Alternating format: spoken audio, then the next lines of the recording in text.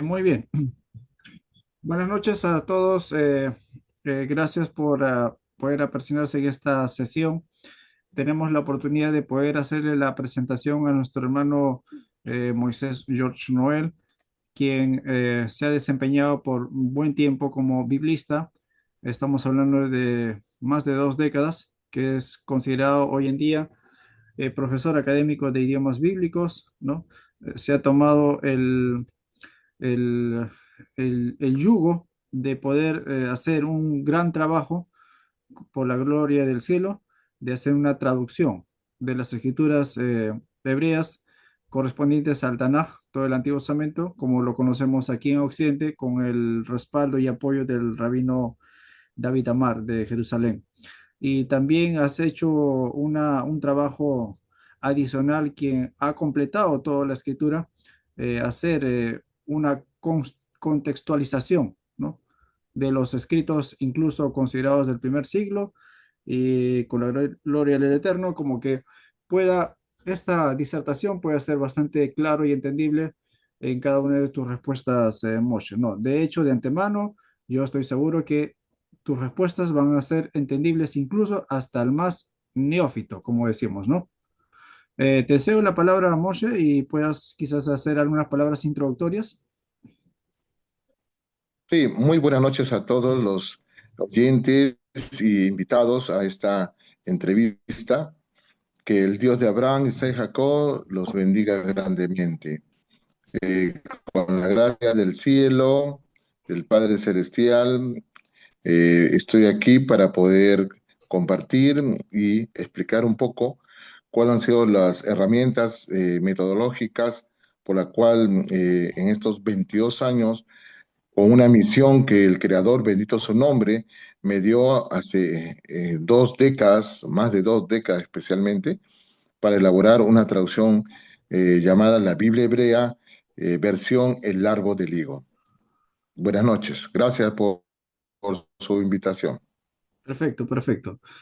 También agradecemos aquí a nuestro hermano Hugo, Carmen Maribel, Roe Daniel, Eric Delgado, Carlos Barzola, Maya, Aguilar y José Kilodram, quienes nos están acompañando en este conversatorio. Permítame, Moshe, y a todos los presentes, comenzar con nuestra primera pregunta.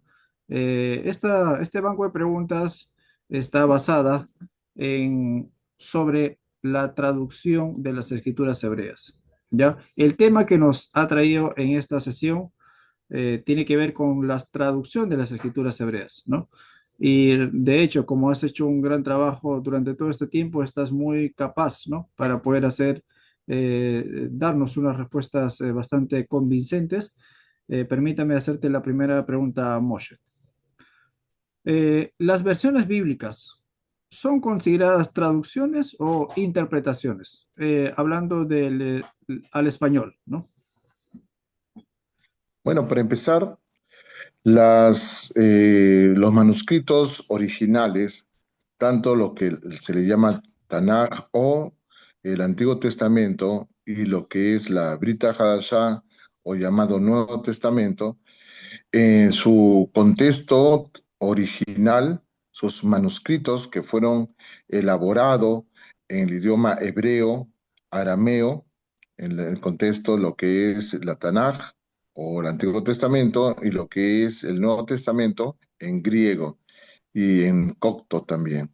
Y todos esos manuscritos justamente son idiomas que, a excepción del idioma hebreo, no se están usando o están en este momento en un país hablando en realidad. Por lo tanto, los traductores tienen que usar palabras en el idioma que lo traducen, porque tanto en el idioma hebreo o arameo, por ejemplo, no existe el verbo ser o estar como yo soy. En ese sentido, cuando uno dice yo soy profesor en español o en inglés, en hebreo vendría a ser anim more, anim y traducir sería yo profesor, tú profesora. Por lo tanto, se tiene que buscar, los traductores tienen que buscar en realidad palabras, sinónimos la semántica adecuada para que esa traducción sea entendible en el idioma que ellos lo están traduciendo. Por lo tanto, es imposible que haya una Biblia eh, literalmente, tanto en el idioma hebreo, arameo o griego. Tiene que ser una interpretación. Por lo tanto, toda la Biblia, obviamente, uso la terminología Biblia de Biblos en griego, recopilación de libros, todas las sagradas escrituras son interpretaciones, tanto en el ámbito judío como cristiano. No existe ninguna versión literal, no existe. Todos son interpretaciones. Así es. O sea, estamos hablando que son a la vez traducciones adaptadas a la lengua receptor y a la vez son interpretaciones. Así es. Interpretaciones que el filólogo o el exégeta, depende de su contexto doctrinal, es lo que hace su interpretación.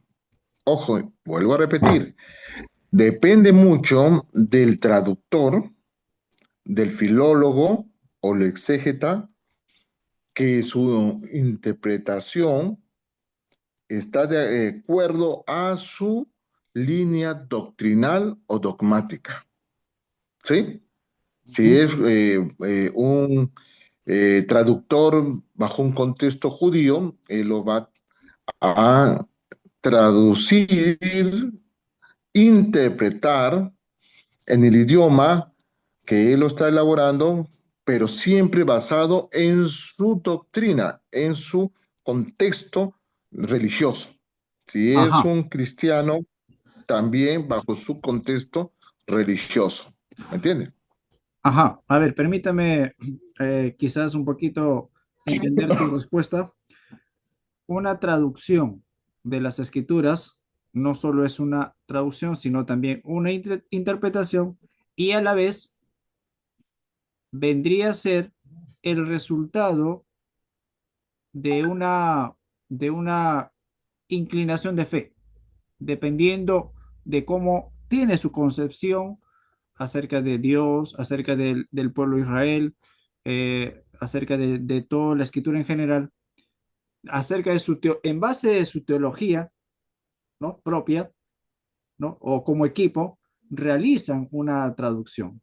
Y esa es una de las razones por qué quizás podemos ver hoy en día diferentes credos, por ejemplo, tienen sus propias Biblias oficiales, ¿no? O sus textos bases, pues, ¿no? Como por ejemplo, la Iglesia Mormón tiene un texto base que sería la Reina Valera 2009. Por ejemplo, los Testigos de Jehová tienen su traducción del Nuevo Mundo, ¿no? Los Ujú. adventistas, por ejemplo, tienen la Reina Valera 2000 y la de Gómez, que sería 2010. Entonces, estás mencionando que toda traducción no solo es una interpretación, sino también es contiene una carga teológica del traductor. Efectivamente.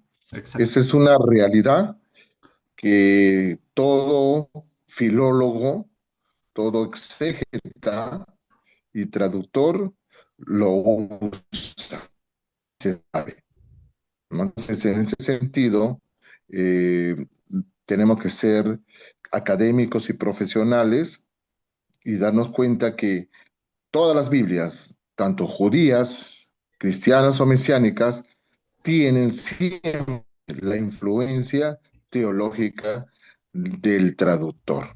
Influencia teológica del traductor. Qué bueno, qué bueno. Realmente me quedó claro, nuevamente como una reafirmación y de hecho estoy seguro que aquí los oyentes también están pudiendo percibir, ¿no? Cada una de estas aclaraciones. Según nuestra segunda pregunta, nos menciona, ¿no? Qué elementos de estudio utiliza, ¿no? Un traductor o un equipo de traductores, ¿no? ¿Qué elementos de estudio es fundamental para hacer una traducción de la Biblia, ¿no? Por ejemplo, tiene que haber una metodología, quiero ser claro, no soy muy técnico, hay que Claro, usar los pasos adecuados para hacer una correcta traducción. En ese punto, yo quisiera acotar, haciendo entre comillas, que es imposible, así lo repito, imposible que se pueda tener una Biblia traducida en 2 años, 3 años, 5 años.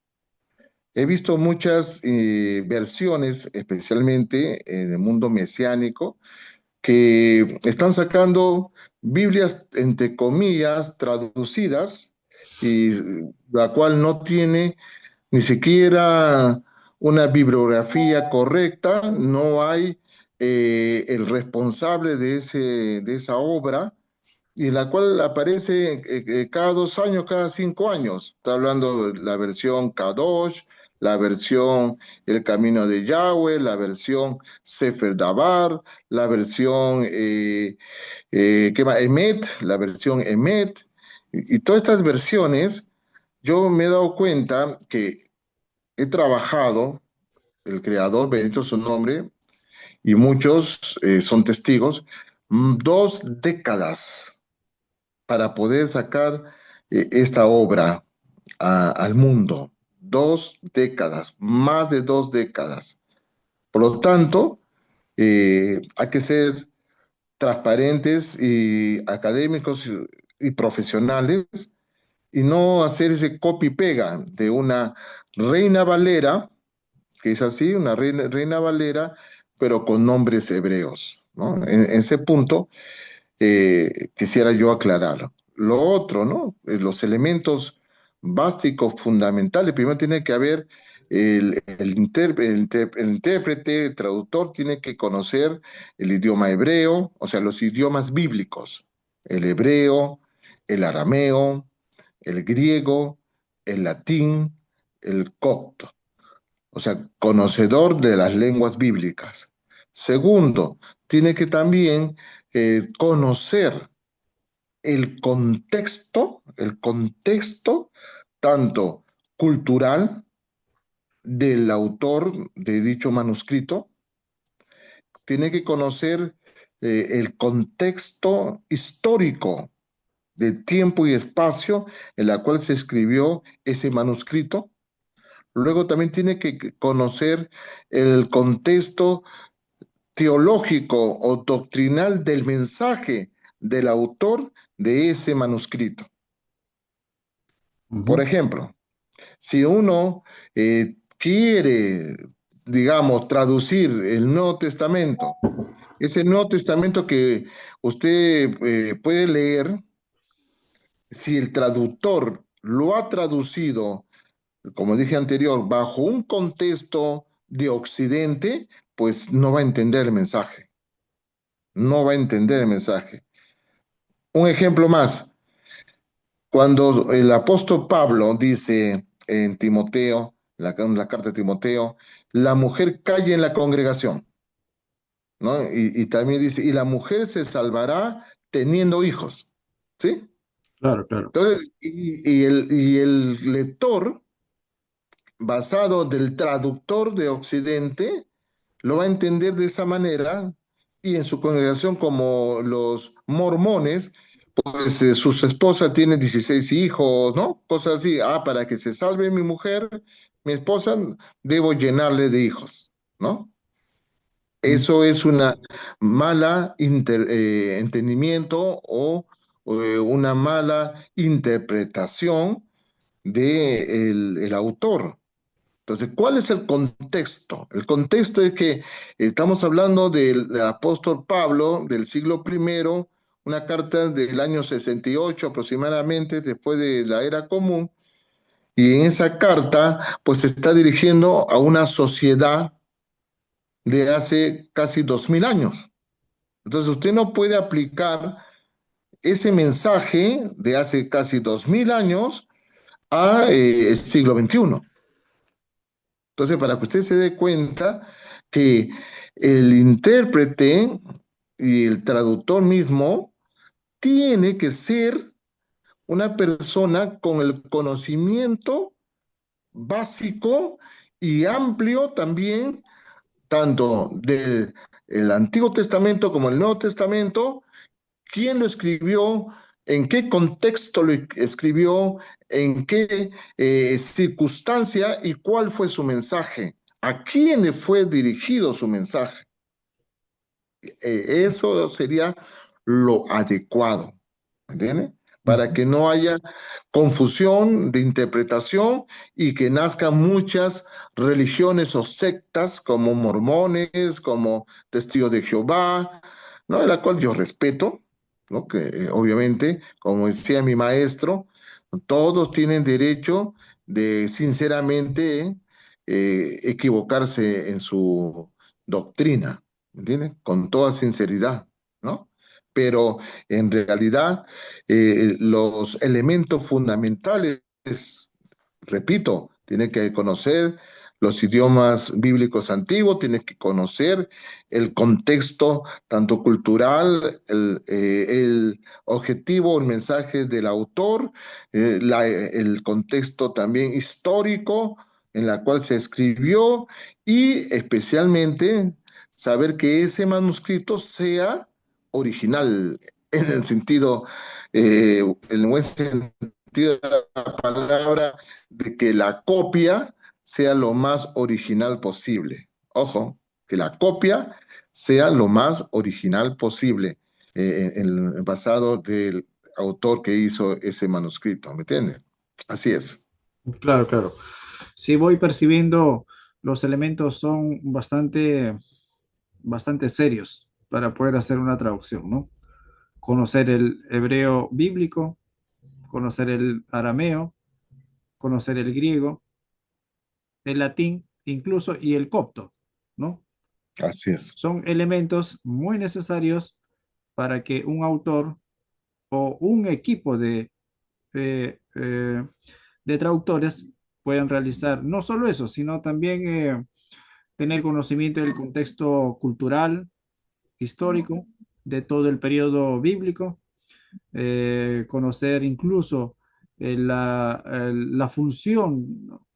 O el mensaje del autógrafo y fundamentarse en textos confiables y lo más antiguo posible, ¿no? Son elementos muy necesarios para realizar una traducción de la Biblia. Ya, como le decía, ¿no? Esto es cada una de las respuestas que está usted dando, realmente son muy sencillos, ¿no? Que hasta un recién nacido podría entenderlo.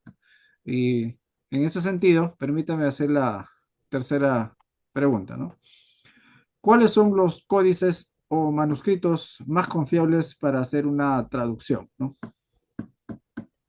Bueno, por ejemplo, los códices que yo usé fue el texto Receptus, uno de los códices, y el códice de Leningrado, que fue descubierto en la biblioteca después de la Segunda Guerra Mundial en Rusia, ¿no?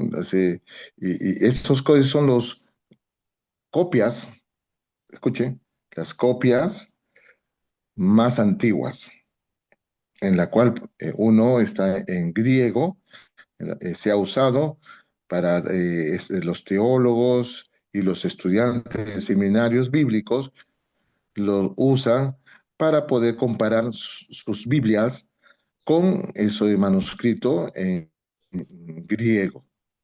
Y lo que es el mismo eh, texto Receptus también.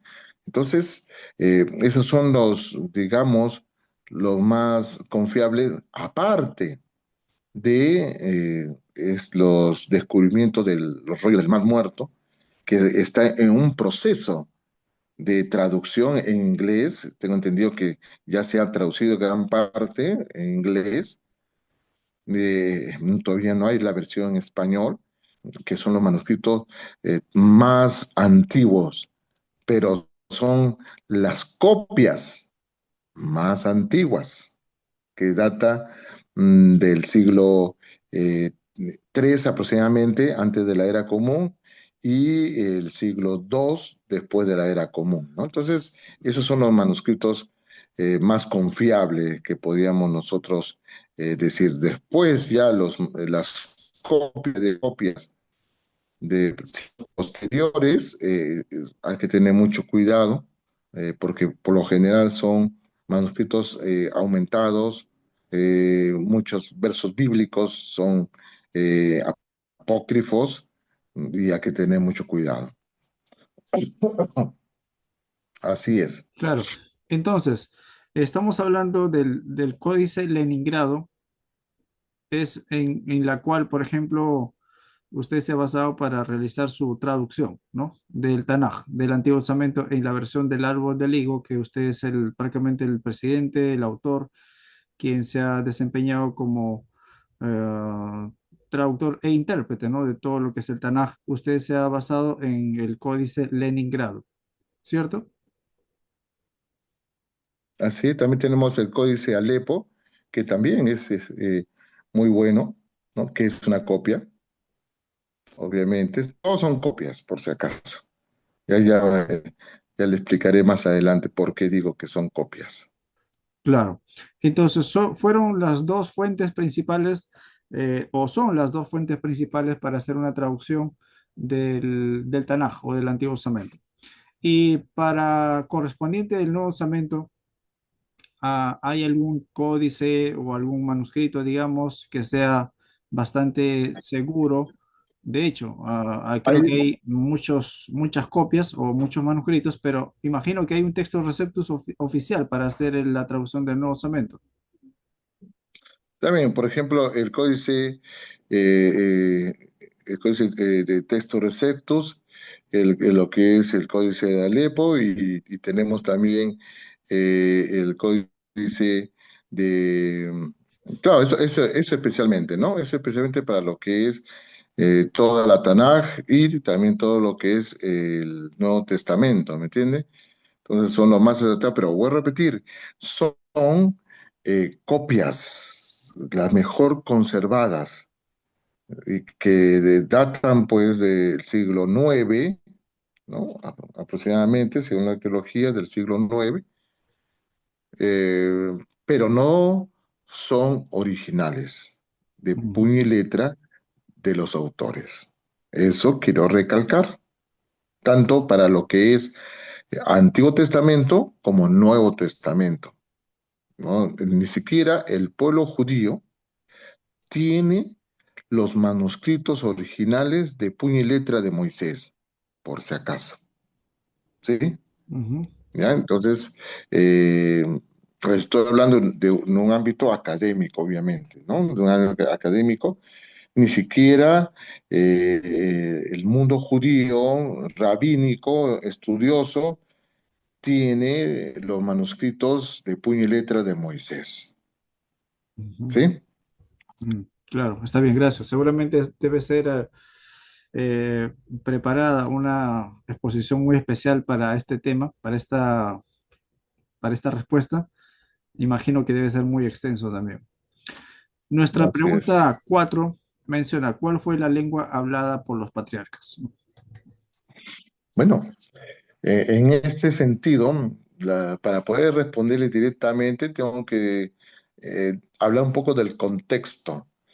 Cuando el Creador, bendito su nombre, creó los cielos y la tierra, y usted lee en Génesis, en el capítulo 1, especialmente del versículo 3 en adelante, y dice la palabra en hebreo, Bayomer Elohim, Yehi Or, Vayehi Or. Y dijo Dios, hágase la luz, y la luz fue creada. Y en los otros versículos, ¿no? Repite otra vez, Bayomer Elohim. Y si uno pueda contar entre el capítulo 1 de Génesis, versículo 3, hasta el capítulo 2, que es la parte de la creación del hombre, ¿cuántas veces repite la palabra y dijo Dios? Tanto en su versión Reina Valera o su versión mesiánica, ¿cuántas veces se repite la palabra y dijo Dios? Entonces uno cuenta uno, dos, tres, cuatro, 10 veces. 10 veces se repite la palabra Bayomer en hebreo. Significa literalmente expresó Dios, la expresión, expresó Dios. ¿Qué traducido es dijo Dios? Porque también la palabra Vayikra también significa dijo, Vayikra en hebreo. En ese sentido, acá se está usando la palabra Bayomer, que se llama expresar, expresó, ¿no? Verbalizó también. La pregunta más bien sería, ¿en qué idioma expresó y verbalizó el creador? Porque él habló, ¿correcto? Él habló, ¿no? Entonces, y él cuando dijo, cuando él habló, ¿en qué idioma habló? Porque habló, tiene que hablar en un idioma, que en griego, en latín, en inglés, ¿en qué idioma? En arameo, ¿no? ¿Cómo podemos darnos cuenta? Dice que en mismo Génesis, que la humanidad eran todos de una sola lengua, un solo idioma. ¿Se acuerda? Antes de la Torre de Babel. Dice que todos hablaban un solo idioma. ¿Qué idioma? ¿Griego? ¿Existían los griegos? No existían. Latín, no existía la Iglesia Católica. Arameo, tampoco. ¿Qué idioma? El idioma de Mesopotamia, ¿no? Los acadios, no. ¿Qué idioma? La gente hablaba en ese tiempo, antes de la Torre de Babel. En ese sentido, vemos que el Eterno, el Creador, usó palabras, usó verbos, sustantivos, consonantes, ¿no? Una oración completa. No es bueno que el hombre esté solo, lo dijo en hebreo, ¿no? ¿En qué? En ese sentido le di la respuesta. En ese sentido, para que podamos nosotros entender, tenemos que analizar y decir, wow, se lo dijo 10 veces y dijo Dios, ¿en qué idioma lo dijo? En Génesis, en el capítulo 1, versículo 1, si uno lo lee en hebreo, dice, Bereshit bara Elohim Hashamayim betahares, ¿no? En el principio Elohim creó los cielos y la tierra, y uno cuenta cuántas letras hay en el versículo 1 del Génesis 1, nos dan exactamente 28 letras. El alfabeto hebreo está conformado por 27 letras. Ya tenés que hacer una explicación, ¿no? Del idioma hebreo. Uno es el shin de 3 palos y hay un shin de 4 palos. Bueno, es un tema aparte.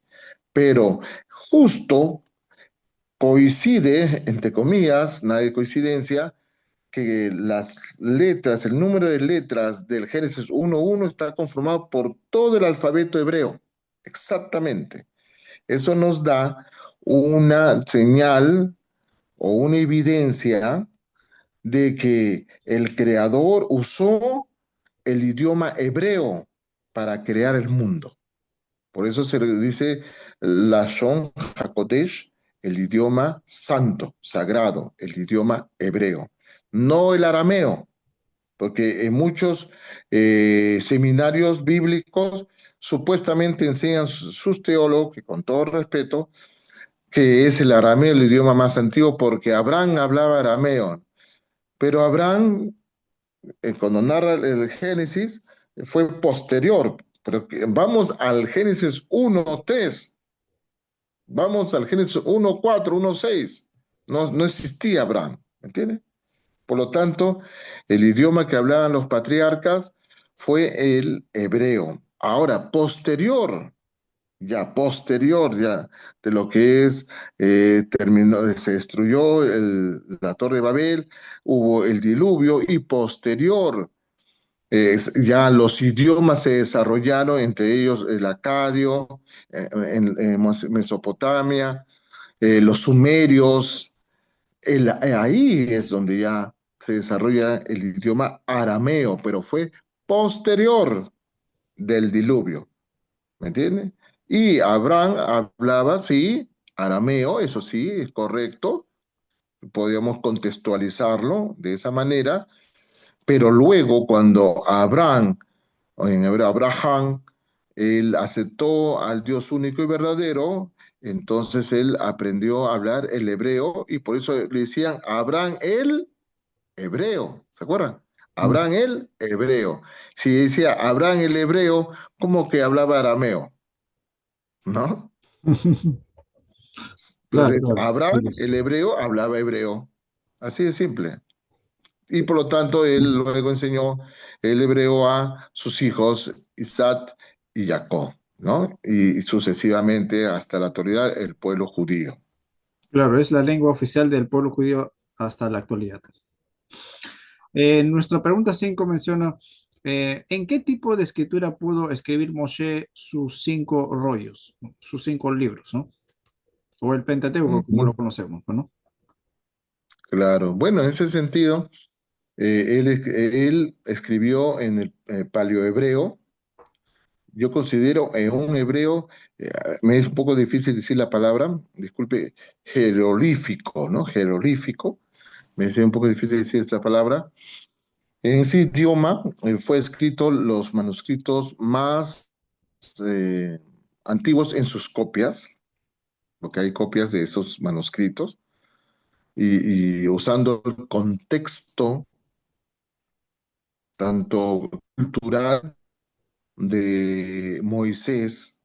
Vemos que Moisés se crió entre los egipcios y él aprendió el jeroglífico egipcio, ¿no? Y en ese sentido él usó ese idioma paleohebreo o un hebreo jeroglífico. ¿Cuál es la evidencia arqueológica?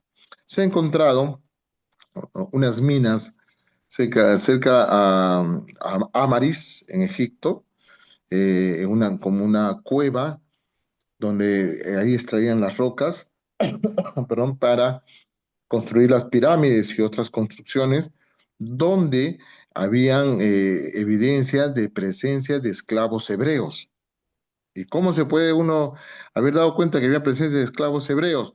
Porque una parte de la cueva, de la pared, escrita con cincel, estaba escrito en paleohebreo, que decía, amo Israel, él, ¿no? Sería el Osiana, podemos decir así, que significa el Dios, sálvame, en paleohebreo de ese tiempo, escrito por un esclavo hebreo, porque no creo que había sido un esclavo egipcio, porque no, no había, y un hombre hebreo que sabía escribir. Y si sabía escribir, entonces sabía leer, obvio. Dos, dos evidencias. Primero, que fue escrito en hebreo por un esclavo hebreo y que ese esclavo hebreo no era un ignorante, no era un, ¿cómo es esa palabra? Que no saben escribir, un analfabeto, era un hombre instruido, pero era un esclavo. Así como él, todo el pueblo hebreo. Ahora, ¿por qué? Porque la Torá, los 5 libros de Moisés, antes que se entregara en el monte Sinaí, se transmitió de padre a hijos de boca en boca, o sea, la Torá oral. Pero también se pudo escribir partes para recordar esas narraciones desde la creación del mundo. ¿Entiendes? Esto quiere decir que si hacemos un análisis más profundo, Moisés también recibió el conocimiento de la Torá oral y cuando él lo recibió de la Torá oral, luego él, por orden del Creador, bendito su nombre, él lo escribió en tablas, ¿no? Entonces, en ese sentido, el idioma hebreo se habló desde Abraham, desde Moshe, ¿no? Y en idioma de un paleohebreo, que es distinto al hebreo cuadrado que ya se dio en el siglo VI por los masoretas. Así es. Ujú, ya. El hebreo, lo que conocemos Hoy en día, a través de los historiadores o los lingüistas, Moshe pudo haber escrito o escribió sus escritos en paleohebreo. Y el Así es, paleohebreo, la correcto. forma gráfica es muy diferente al hebreo cuadrado, eh, que surge, ¿no?, del exilio babilónico y muy diferente seguramente a la del periodo de los masoretas, ¿no? Ujú. Efectivamente. Muy bien, Moshe. Tenemos nuestra sexta pregunta. ¿A qué se refirió el profeta Jeremías cuando dijo la pluma mentirosa de los escribas? ¿Ya? Bueno, hay que volver otra vez a la parte de la interpretación y entendimiento contextual del autor, de en qué tiempo lo hizo, a quién fue dirigido. Yirmiyahu, Jeremías, se desarrolló su vida en un tiempo que el pueblo judío, ya, o sea, Judá, ya, judío, Judá, se había apartado del Creador, bendito su nombre, y estaba pues en adoración de muchos dioses, hacían sacrificios a todos los dioses paganos, cananeos, que Hashem, o sea, el Dios de Israel, le había prohibido de acuerdo a la Torá. Es el contexto que el pueblo judío estaba en transgresión de la Torá, traducido como en pecado, pero en transgresión de la Torá. Y el Creador le da la orden a Jeremías, en anunciar que hagan Shubá, que hagan arrepentimiento y retornen a Hashem, a la Torá. Pero ¿qué pasó? Nadie escuchaba, sufrió mucho. Y en ese contexto, muchos falsos profetas, mientras que Yermillajo anunciaba juicio si no se arrepentía el pueblo judío, otro profeta decía, no, más bien hay paz, hay prosperidad, ¿no? Entonces, y esos escribas escribían las falsas profecías de esos falsos profetas. ¿Me entiendes? Entonces, ese es el contexto real de esos pasajes bíblicos del libro de Jeremias o Jeremías. ¿Me entiendes? No es algo que, ¿qué le puedo decir?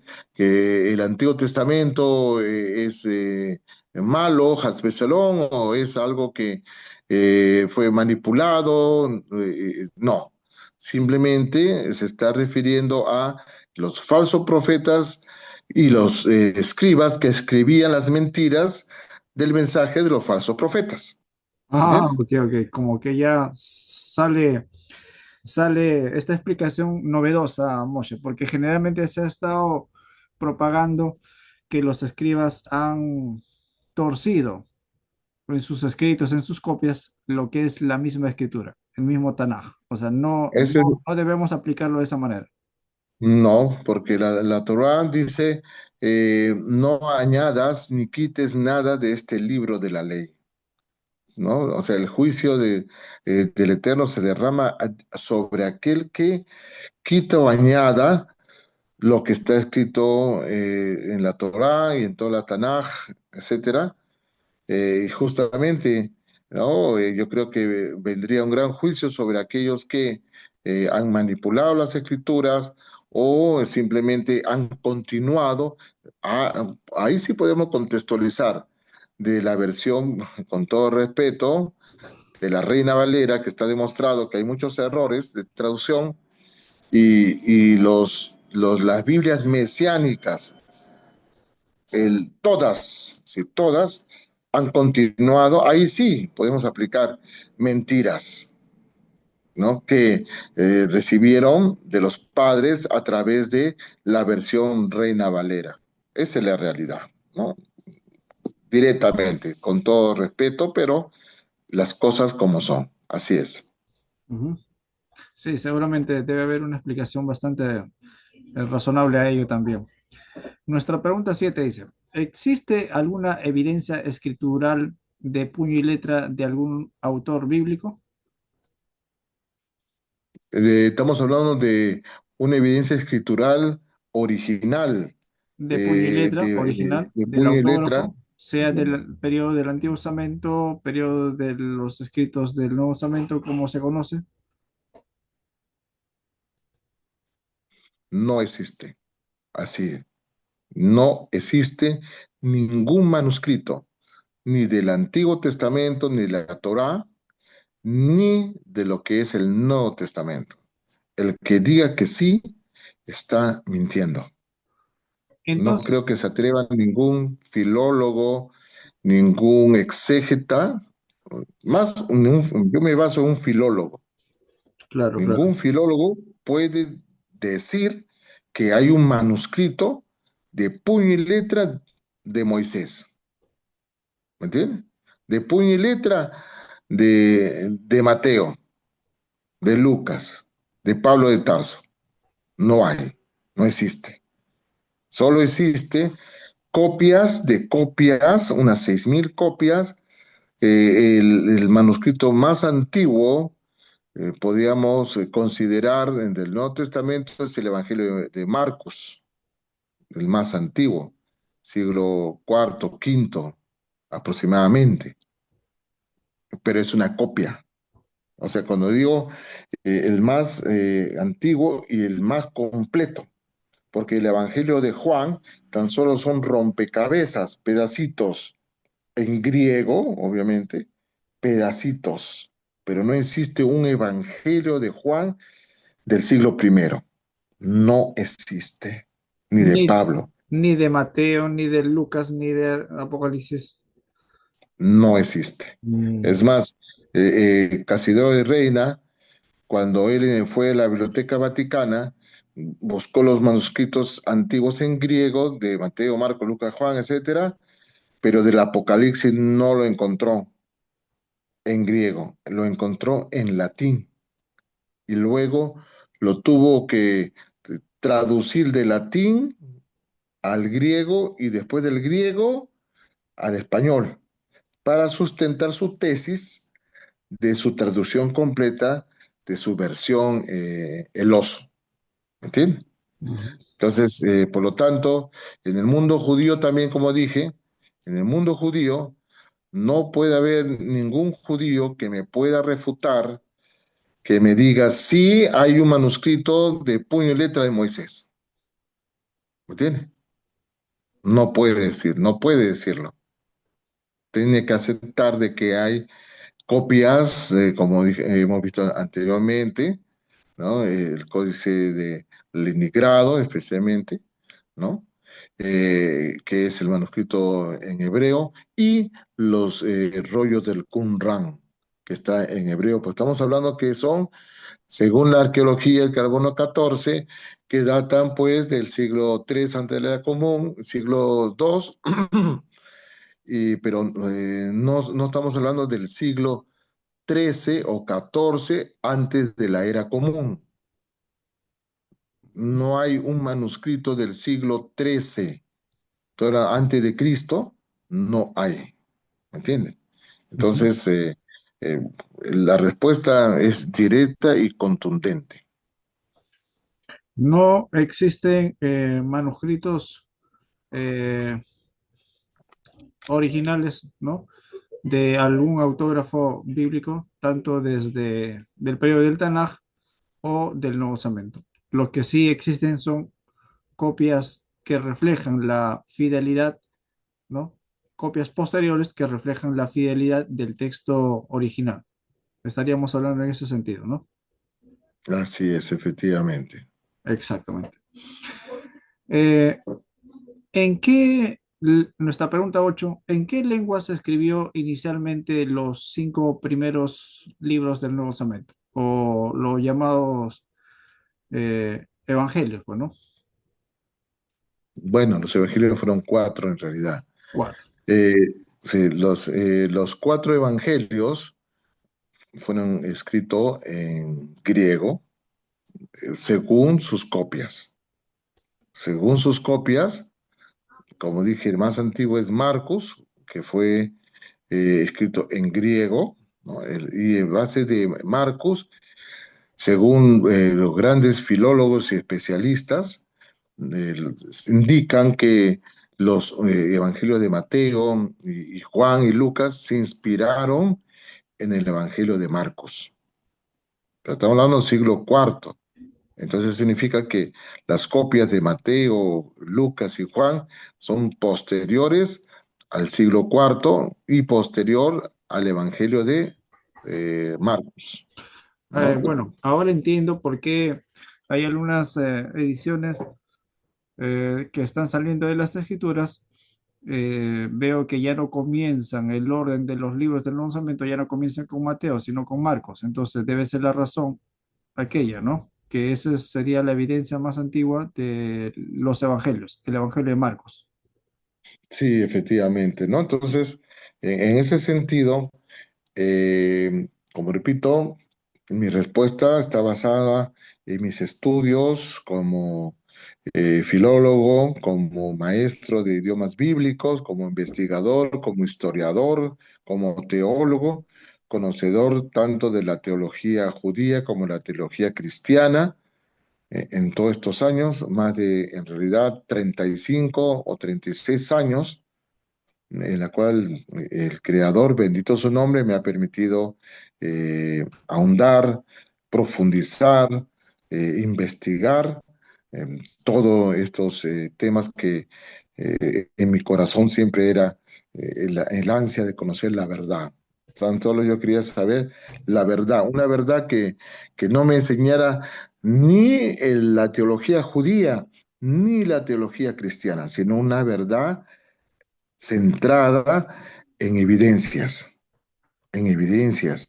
tanto escritural, arqueológica, contextual, doctrinal, histórica, y especialmente bajo un solo principio, el monoteísmo. Porque yo soy monoteísta, Mm, ¿me entienden? claro, claro. Así es. Muy bien. Gracias por esta aclaración también, Moshe. Nuestra pregunta 9 dice, ¿pudo Jesús hablar griego? A ver si nos pudieras hacer ciertas aclaraciones a esta pregunta. Sí, perdón. En ese sentido, eh, Yeshua, que es su nombre, o sea, Jesús es una traducción, ¿sí? De Jesús en latín o griego, Jesús Christus, que es una traducción griega, el personaje histórico, porque tenemos que entender que hay un personaje histórico llamado Yeshua en hebreo o Yeshua en arameo, y un personaje de la religión, ¿ya? No quiero usar otro término, siempre uso los términos con todo el respeto posible, que fue creado por la Iglesia Apostólica Romana. Esto estamos hablando ya los concilios, concilio de Nicea, años 325, concilio de Constantinopla, ¿no? Los tres concilios donde se establece la dogma católica. Ahí nace el Cristo del catolicismo, ¿entiende? Y por lo tanto, voy a responder basado en el personaje histórico llamado Yeshua del siglo primero. Para empezar, Yeshua fue un judío, fue un maestro, rabino, porque rabino significa maestro, eh, y como todo judío, el judío tiene la facilidad de hablar muchos idiomas. ¿Por qué no podemos entender esto? Vamos al contexto, contexto bíblico evidencial. La reina Esther. O sea, usted ha leído el libro de la reina Esther. En su narración dice que ella hablaba muchos idiomas. No lo especifica literalmente cuántos idiomas, pero sí los sabios rabinos de Israel enseñan de que hablaba más de 70 idiomas.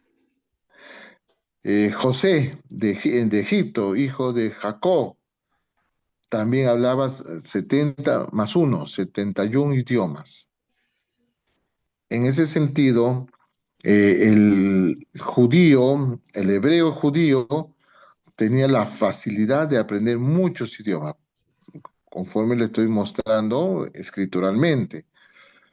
Históricamente, culturalmente, en el siglo primero, el Imperio Romano había conquistado todo el mundo antiguo que pertenecía al imperio de Carlomagno, que también previamente había conquistado todos esos territorios, incluyendo Egipto, incluyendo todo Israel.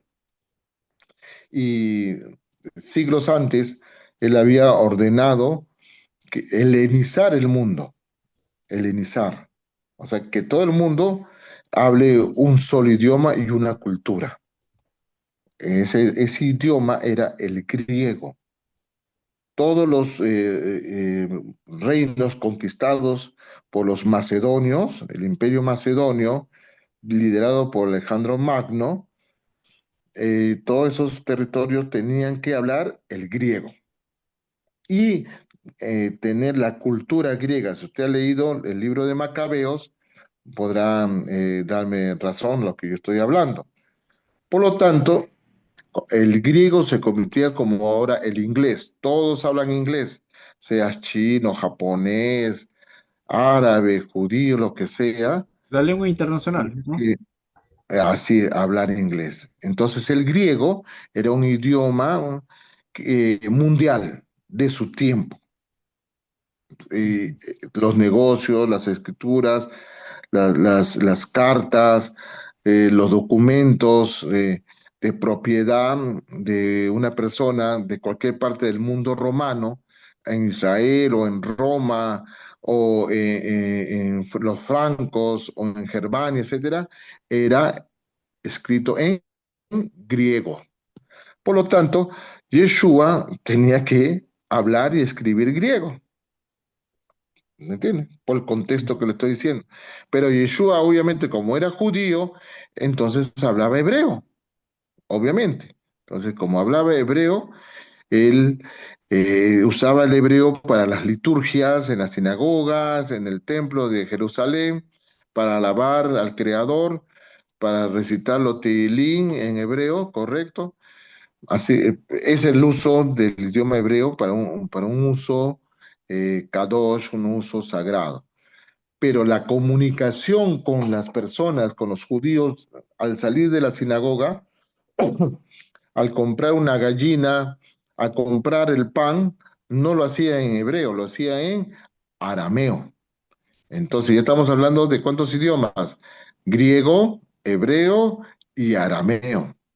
Y ahora, si contextualizamos los evangelios, cuando Pilatos le habló a Yeshua y le dijo, ¿eres tú rey de los judíos? Yeshua le dijo, tú lo has dicho. El contexto de un gobernador, un senador o un emperador romano, o sea, la aristocracia, todos hablaban latín, el idioma, digamos, de la gente culta. Las narraciones de Plutarco, las narraciones de Publio, históricamente hablando, de Marco Aurelio, era en latín. Ya.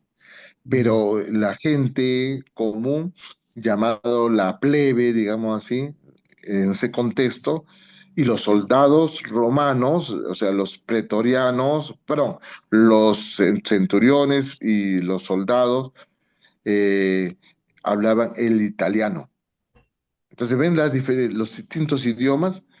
En ese sentido, Pilatos, él no se rebajaría a hablar en hebreo ni en arameo.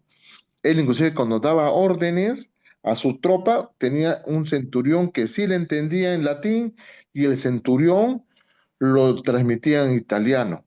Por lo tanto, según mi investigación y mi postura, Yeshua hablaba también latín, entendía latín, porque Pilato le preguntaba en latín y Yeshua le respondía en latín.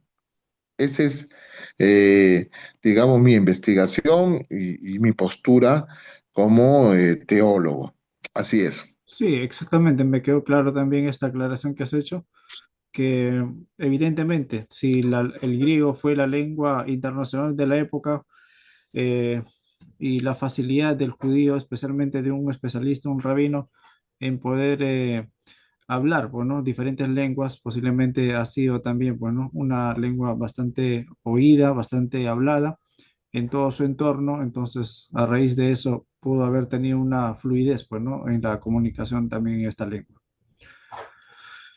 Así es. Nuestra pregunta 10 dice, ¿qué te motivó a realizar una versión al español de las escrituras? Cuando empecé a leer las versiones eh, traducidas del griego a este idioma, especialmente la Reina Valera, encontré que la Reina Valera era una versión antisemita, totalmente, injusta, totalmente contra el pueblo judío. En ese sentido, la famosa frase, los judíos mataron a Jesús, está sustentado en unos evangelios donde narran a unos judíos que gritan, crucifícale, crucifícale. Por lo tanto, también leí en el Antiguo Testamento de la versión Reina Valera otros errores de traducción e inclusive errores históricos en el libro de Daniel y también en profecías que supuestamente eran en contra del pueblo judío, del pueblo de Israel. En ese sentido, yo quiero aclarar, con todo respeto, le guste o no le guste, el pueblo de Israel, el pueblo judío, es un pueblo escogido, el pueblo del pacto, el pueblo del libro de la Torá, de la cual merece el respeto correspondiente. Y basado a eso, yo dije, no, el Eterno me dio, puso en mi corazón este objetivo de hacer una traducción lo más adecuado posible, lo más fidedigno posible, que se mantenga en su autenticidad de las copias más antiguas, ¿no? Y que tenga una comprensión cultural adecuada. Sí, qué bueno. Estuve leyendo yo algunos pasajes de la versión que has estado ya prácticamente difundiéndolo, ya lo tienes impreso, incluso varios ejemplares. He estado revisando y las palabras que has utilizado son bastante prácticas y entendibles a la hora de, no es muy complicado de, digamos, de poder entender, leer y entenderlo, pues, ¿no? Muy bien. Nuestra pregunta 11 dice, ¿qué pasajes de las escrituras te pareció complicado a la hora de realizar tu versión? Bueno, antes de eso, ¿podrías repetir más claro esa pregunta, por favor? ¿Puedes ampliarla? Ajá. Seguramente, como has mencionado inicialmente, para hacer una traducción hay que tener conocimiento del hebreo, el arameo, griego, lenguas bíblicas, que obviamente es considerado, pues, ¿no? Lenguas primitivas o lenguas antiguas, que seguramente hay una cantidad de palabras que quizás están en desuso o no hay forma de traducirlos a una lengua moderna como el español. Entonces, en ese sentido, ¿qué pasajes de las escrituras te pareció complicado a la hora de realizar, ¿no? La traducción, pues, ¿no?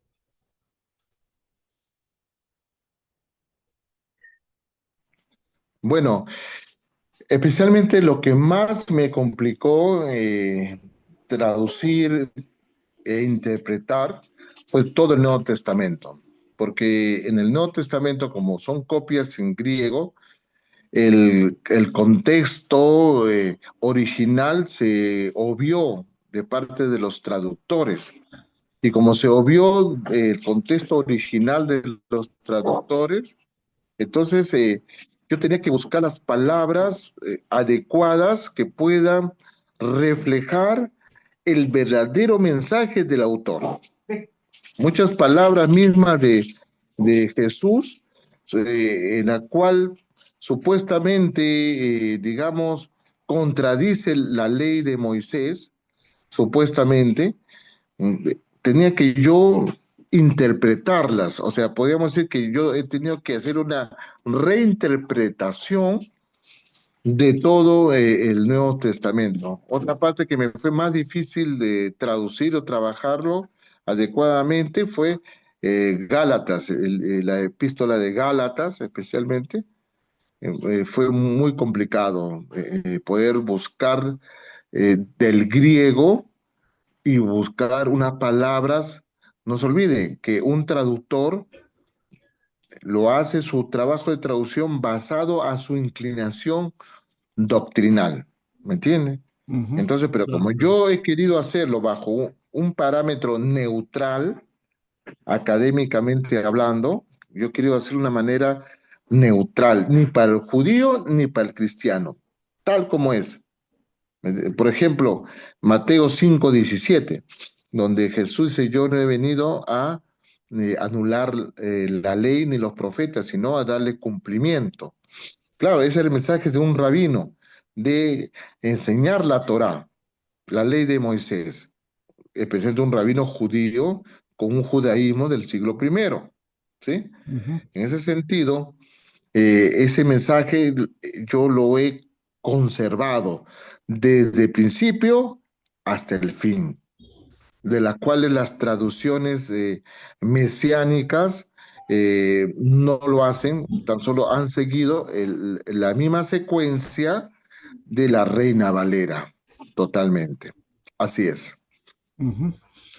Entre los, bueno, lo has mencionado de manera muy puntual, entre los libros que te ha parecido complicado, ¿no? Fue la parte del Nuevo Testamento y especialmente Gálatas, ¿no? Que dicho sea de Así es. paso, es un libro que se ha comentado bastante, se sigue comentando bastante, es muy polémico, se puede decir, pero a la vez también muy poco entendido, ¿no? Y muy poco tocado, ¿no? Incluso interpretado en su contexto, porque la mayor parte de los comentarios que yo he visto sobre este libro de Gálatas, esta carta de los Gálatas, mayormente tiene una carga teológica en su comentario, pues, ¿no? Más que enfocarse en el contexto de su escrito, que, que debería de ser así, pues, ¿no? Efectivamente. Bien, nuestra pregunta número 12 menciona, ¿qué libros deuterocanónicos o apócrifos te sería viable añadir en tu versión, ¿no? Bueno, yo quisiera aclarar esa parte de apócrifos o lo que es deuterocanónicos. Y yo más bien haría la pregunta, ¿quiénes son la Iglesia católica, apostólica, romana, posterior tanto al tiempo de Moisés, posterior al rey David, que escribió sus salmos, posterior a todos los profetas, posterior a lo que es el personaje histórico Yeshua y su mensaje, aunque Yeshua nunca escribió un libro? ¿Quiénes son ellos para, con qué autoridad pueden decir que cuál es canónico y cuál no es canónico, cuál es apócrifo y cuál no es apócrifo? ¿Me entiendes? La misma Torá enseña de que si hay alguna discusión o no entendimiento de la ley de Moisés, vaya hacia los ancianos de las tribus de Israel, ¿no? O de donde vivían en ese lugar los judíos, y los ancianos interpretarán de acuerdo a la profundidad de la Torá. Esos ancianos, esos líderes, ¿eran católicos? ¿Era el papa? ¿Era el cura? ¿Era el sacerdote? ¿Había el papa en el tiempo que el creador dio estas leyes? ¿Existía algún sacerdote católico en el siglo XIII antes de Cristo? No existía. No existía la Iglesia Católica, no existía el Papa, no existía, olvídate. Eso podríamos, sería manipular, diciendo, los sacerdotes tienen autoridad para interpretar la Biblia. Cuando el concilio de Nicea se dio y se estableció el credo, que es la base fundamental del cristianismo, ellos no eran judíos, no eran levitas, no eran ancianos que el Creador dio en la Torá de Moisés, ¿me entiende? Eran romanos, gentiles, y por lo tanto no tienen ninguna autoridad para determinar qué es canónico y qué no es canónico. Así de simple. Ujú. ¿Ya? Que me diga algún sacerdote si hubo algún papa que estuviera cuando fue dado las 10 palabras, que no se dice 10 mandamientos, las 10 palabras, Acereja de Bravo, las 10 palabras, no hubo ninguno, tampoco no hubo ningún pastor, no, tampoco no estuvo Martín Lutero, que de pasar era un antisemita terrible, no hubo. Por lo tanto, ¿no? Esas palabras deutocanónicos o apócrifos para mí no tienen validez. Respondiendo a su pregunta, yo consideraría dentro de mi versión colocar el libro de Enoch. El libro de Enoch nos aclararía muchas cosas sobre qué es lo que ocurrió antes del diluvio, después del diluvio, que es muy contundente el libro de Enoch. También podría considerar el libro de Adán, también podría considerar que es muy bello. Mi esposa cuando empezó a leer el libro de Adán, empezaba a llorar por el lamento de Adán y Eva por su transgresión. En ese sentido, esos dos libros los consideraría, aparte también de lo que son Macabeo, primero, segundo de Macabeo, tercera de Macabeo y cuarta de Macabeos, también lo consideraría.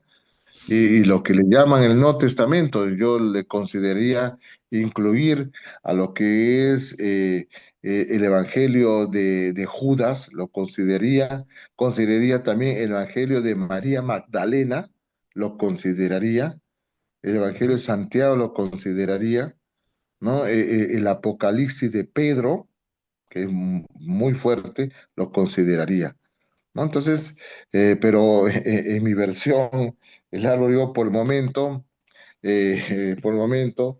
esta versión tiene un gruesor, son 1170 páginas, en la cual cada página por el momento tiene un gruesor de 70 gramos.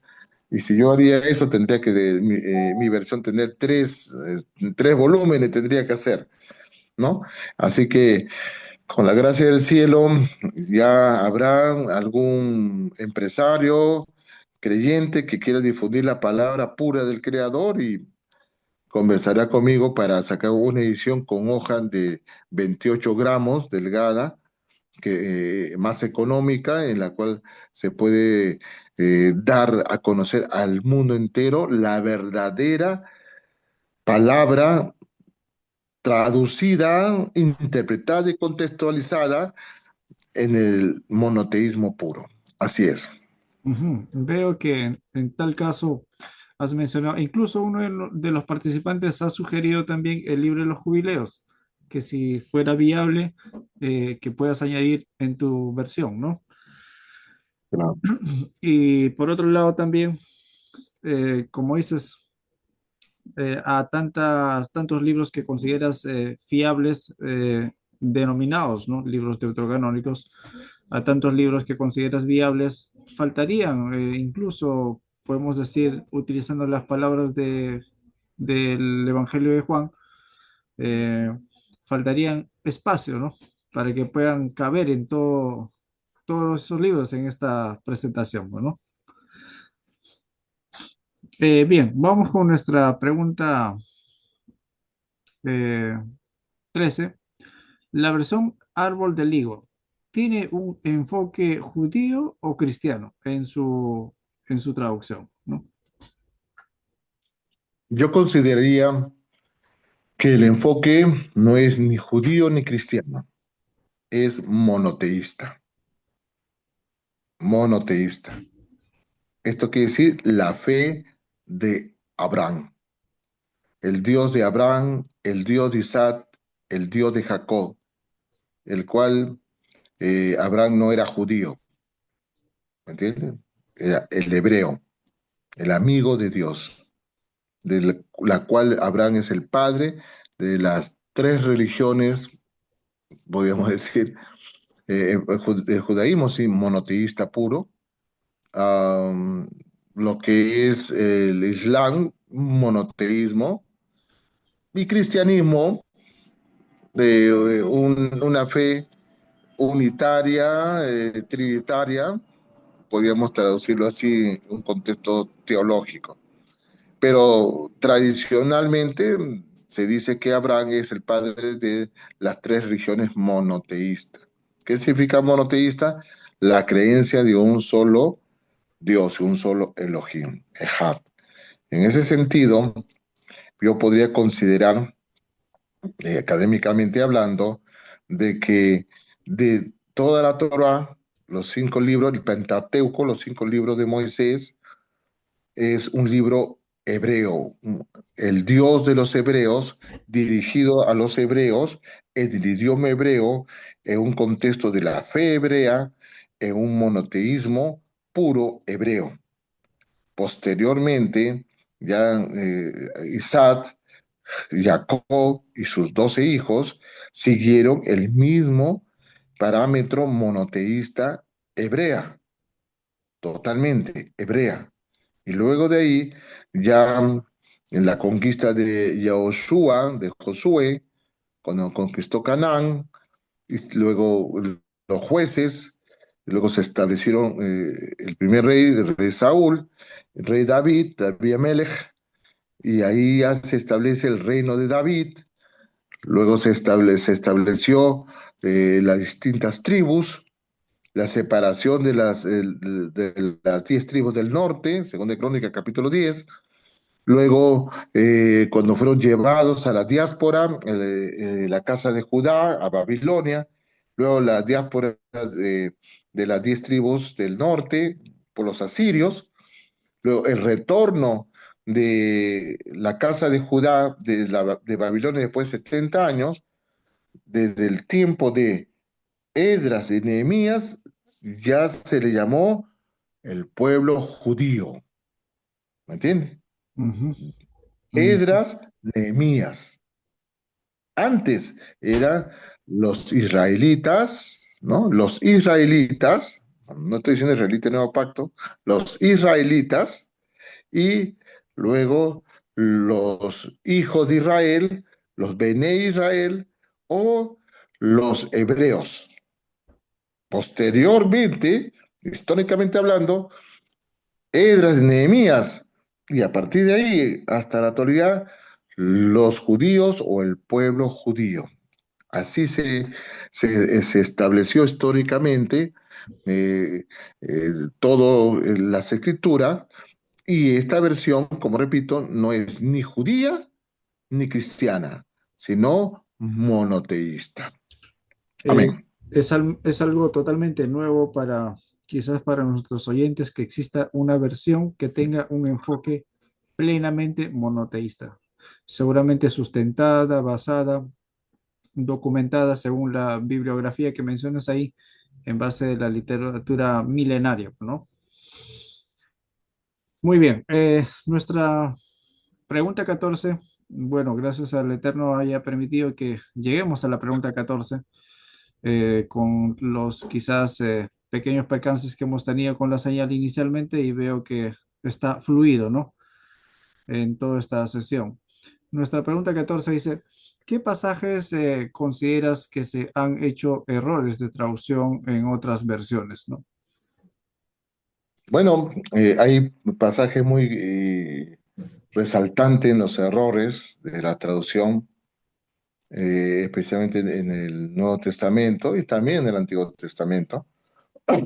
Perdón.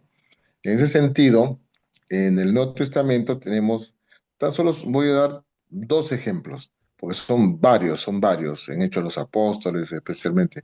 Hechos capítulo 7 versículo 14 y Hechos capítulo 7, versículo 16. Hechos 7:14 dice, y fueron 75 las almas que entraron en Egipto, y José ya estaba en Egipto, ¿no? Pero si vemos en Éxodo capítulo 1 versículo 5 si no me falla la memoria, dice, y fueron 70 los que entraron a Egipto. O sea que en la misma Reina Valera se contradice, diciendo que fueron 70 en Éxodo 1:5 y en Hechos 7:14 dice 75. Yo he leído una versión, creo que es la Kadosh, que han manipulado, ya es una, ¿qué le puede decir? Ah, una actitud totalmente, no solamente errónea, sino totalmente fuera de lo justo y de la verdad. En la K2 dice, en el Éxodo 1:5, fueron 75 para justificar el error de Hechos 7:14, ¿no? En ese sentido, ese es un error garrafal. Otro error garrafal es Hechos 7:16, que dice supuestamente el discípulo de Yeshua, Jesús, dice, nuestros patriarcas fueron enterrados, o sea, Sara fue enterrada en Siquén, cuando el mismo Génesis capítulo 23, del 1 al 19, dice que Abraham compró la parcela y la cueva de Macpela, y ahí enterró a Sara, y de Sara ahí fue enterrado Abraham, Isaac y Jacob, en su territorio llamado Hebrón. Entonces, una fue Hebrón, Génesis 23, y en Hechos 7:16 dice Siquén, ¿me entiendes? Entonces, una Ujú. cosa es Hebrón y otra cosa es Siquén. He leído el Sefer Dabar, estaba revisándola, y también, digamos, como esta parte de 7:14 de Hechos, ya se ha mencionado muchas veces, inclusive a otros especialistas de Internet, han mencionado, entonces lo que ellos han hecho, bueno, como un borradorcito, han borrado y han corregido, ya no 75, como todas las Biblias, sino 70. Ah, qué bueno, está bien, está interesante, está bien. Ya, y está también en Éxodo 1:5 también 70, ¿no? Pero cuando seguí leyendo, el versículo 16 de Hechos 7:16 siguió el mismo error de la Reina Valera, donde dice, y nuestro padre fue enterrado en Siquén. ¿Entiendes? Cuando la misma versión, y ahí mismo, no he traído el Sefer de Alabá en mi mano, ahí en la misma Sefer de Alabá sale, ¿no? Génesis 23, 1 al 19. Y si tú lees la misma versión del Sefer Dabar, dice ahí, fueron enterrados en Hebrón, fue enterrada Sara en Hebrón. ¿No? O sea, o sea, eso significa una evidencia que estas versiones son simplemente un copy-pega de Reina Valera con nombres hebreos. ¿Me entiendes? En cambio, esta versión, el árbol del higo, Kol Hakabot, la gloria es del Eterno, bendito su nombre. Esta versión es una versión que está escrito en español. En paréntesis están, digamos, algunos comentarios y nombres originales en hebreo, pero te permite leerlo de corrido, sin interrupción. Cuando usted lee, por ejemplo, la Biblia, el camino de Yahweh, la Torah de Yahweh, etcétera, ahí dice, ¿no? Y dijo Elohim, porque él dio la Dabar, no, sea ella, cosas así, ¿no? Entonces el lector que no sabe hebreo, o un hermano cristiano que no sabe hebreo, lee y se interrumpe. Entonces, ¿cómo que el Dabar o la Dabar? No, la Ruach HaKodesh, y se atasca en la hilación de su lectura. En la versión esta fluye porque está en un castellano claro. He usado sinónimos de palabras que eran difíciles de traducir, he usado sinónimos, También dice, fueron 5 codos, fueron 20 codos. Lo he eh, traducido a lo que es en metros, ¿no? Etcétera, etcétera. Kilos, ¿no? Un EFA, ¿qué significa? Todo eso he hecho la corrección y la traducción correspondiente, ¿no? Por lo tanto, eh, el objetivo de este árbol del higo es dar a conocer la verdad clara, pura, en un 99%, porque 1% puede haber un error eh, semántico o siempre se pasa algo ortográfico, aunque lo he revisado, revisado, revisado, por ahí puede haber, pero el verdadero mensaje está clarísimo. Así es. Ujú. Muy bien, Moshe, faltando aquí en nuestra última pregunta, eh, ¿cuál sería tu recomendación para aquellas personas que comiencen a estudiar la versión árbol del higo? Bueno, yo creo que esta versión, el árbol del higo, no es porque lo he hecho por orden del creador, con el apoyo del rabino David Amar, su apoyo, eh, y la guía del creador bajo la investigación, el contexto y todo lo que ya hemos visto anteriormente. Yo considero que esta versión es la más acertada. Kol Hakabod, la gloria del Eterno. Yo no me considero un erudito. No quiero decir mis títulos o mis licenciaturas, que no tiene validez, como dijo el apóstol Pablo, lo he dejado todo por desechado a fin de anunciar el Mesías, sino que esta obra fue hecha basada en el corazón del Creador, bendito su nombre, de una restauración de su mensaje, no solamente del Abba, del Padre Celestial, sino del verdadero personaje histórico, Yeshua o Yeshua, y de sus discípulos, incluyendo Pablo de Tarso.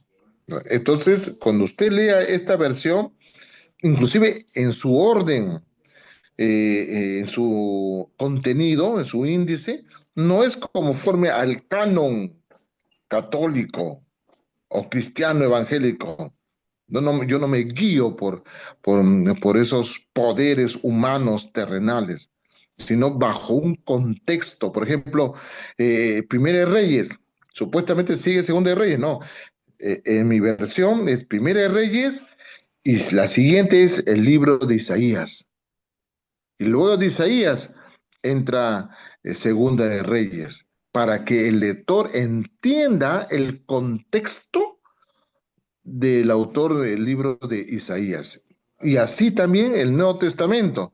Usted cuando lee a veces, pero profesor Moshe, no está como está mi Biblia, por supuesto, no está como su Reina Valera, no está como mi Sefer Dabar, por supuesto, no está como el Sefer Dabar, no está. Está de acuerdo al mensaje del Creador, de acuerdo al mensaje de Yeshua, de acuerdo al mensaje del monoteísmo puro. Así está eh, el orden de los libros. Es la versión más acertada. Ujú. Muy bien, gracias por tu aclaración, Moshe. Generalmente a mí me preguntan personas, ¿no? ¿Qué versión me recomendarías? ¿Cuál crees la más viable, la más favorable? Y bueno, entre las cosas que has mencionado también yo puedo añadir ahí que muy aparte de las versiones en español que nos han venido completas, ¿no? Desde el siglo XVI para adelante, partiendo quizás del oso para adelante, todas las versiones en su momento, en su tiempo, en su generación, han hecho un gran esfuerzo por traernos el mensaje adecuado, el mensaje fidedigno, han hecho lo más lo posible sea. Y de hecho, ¿no? En el trabajo que has podido realizar durante todo este tiempo, seguramente has hecho lo más cercano posible con todas las herramientas necesarias poder hacer este alcance, pues, ¿no? Para todo el mundo hispano, más que todo, pues, ¿no?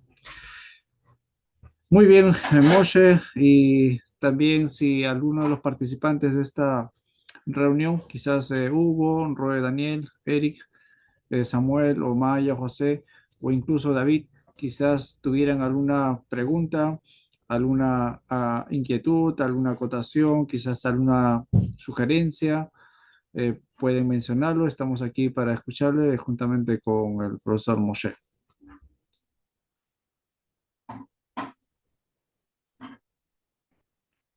Ya, muy bien. Aquí vemos una respuesta de Eric.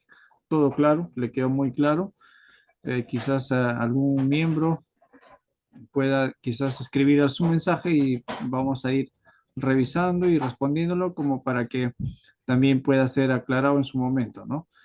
Eh, muy bien, estimado Moshe, y a todos los participantes de esta reunión, quizás tienes algunas palabras finales para poder concluir esta sesión, Moshe. Bueno, ante todo, quiero dar gloria al Santo, bendito sea, Dios de Abraham, Isaac y Jacob, por esta oportunidad que me fue conferida. Eh, no me siento, como repito, un erudito, no me siento un jaján, digamos así, en lo absoluto. Más bien, como dice el apóstol Pablo, que de lo vil, de lo menospreciado de este mundo, escogió Dios, del sabio, ¿no? Escogió al menos entendido. Por lo tanto, el Creador me ha permitido hacer una labor tan santa, sagrada, y pongo como testigo al cielo y la tierra, que esta labor se hizo con todo el respeto, el temor y el cuidado para no manipular, ni quitar, ni aumentar algo que no sea lo correcto o lo incorrecto. Hay muchas partes en el Nuevo Testamento que son apócrifas, son aumentadas.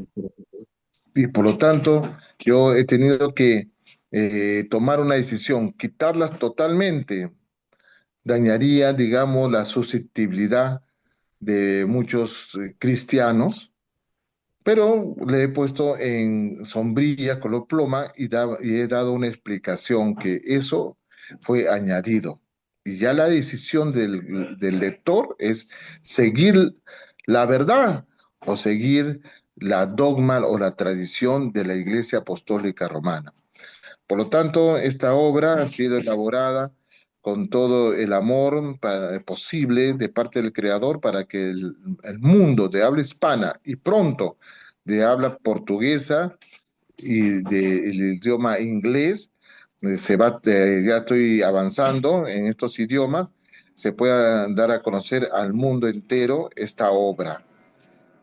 E inclusive podría considerar nuestros hermanos mayores judíos que puedan leer este Nuevo Testamento, Brit Hadashah, bajo este contexto, yo podría decir, wow, yo creo que ese sí podría representar Yeshua, podría representar el mensaje de este personaje histórico, ¿me entiendes? Así que, amados, muchísimas gracias por esta entrevista, muchísimas gracias por esta oportunidad, que el Dios de Abraham, Isaac y Jacob me lo bendiga grandemente. Muy bien, muy bien. Igualmente, gracias al Eterno, gracias a esta oportunidad, Moshe, y a todos los participantes de esta reunión. Este video se ha grabado plenamente desde principio a fin. Va a ser colgado en los canales de YouTube, en los canales de Facebook, para que quizás puedan repasar algunas de las respuestas o quizás se les pasó algún dato, alguna información, puedan ustedes repasar los videos. Me despido, Moshe, y a todos los participantes. Shalom, shalom. Hasta otra oportunidad. Saludos, bendiciones a Saludos. todos, Igualmente. bendiciones. Gracias, gracias.